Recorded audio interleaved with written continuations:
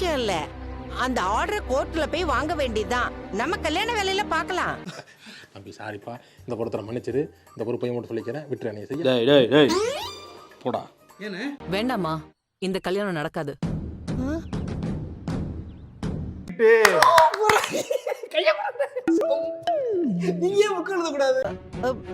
என்ன சம்மந்தி இப்படி சொல்றீங்க?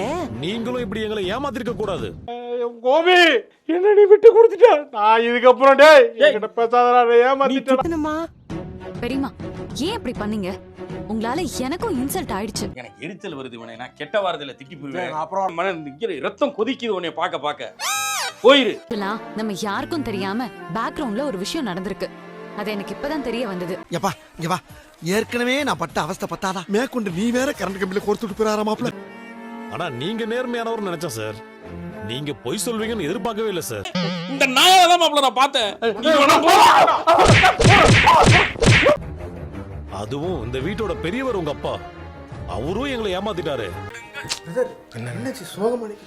என்னங்க அது நியாயமா அப்படி பண்ணலாமாங்க? மனோஜ் அண்ணாக்கு டைவர்ஸ் கிடைச்சிரும்னு பெரியம்மா சொன்னாங்கல்ல, அதுவே போய். இங்க வச்சிடலாம். இத கழட்டி எங்க மாட்டுறது? இங்க மாட்டு.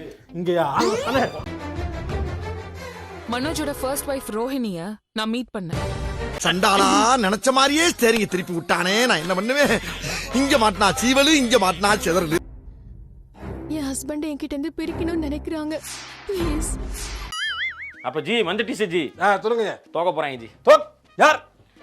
ஆமா ஜி. இந்த இல்ல, அவங்க ஸ்டே பண்ண ஒரு ஹவுஸ் நீங்க பார்த்து தரணும்னு கோர்ட் ஆர்டர் போட்டிருக்காங்க. உனக்கெல்லாம் வெக்கமே இல்லையாடா? சோறு தானே திங்கிற, எரும மாடு மாதிரி இருக்கீங்க. முதல் நாள் தான் கோர்ட்லயே இதை சொல்லியிருக்காங்க. ஏன் சார், நீங்க பெரிய மனுஷன் தானே? போய் வாழ்வா வலியே தீர்வா. இந்த விஷயத்தை மறைக்காம நீங்களும் என்கிட்ட சொல்லியிருக்கலாம்ல.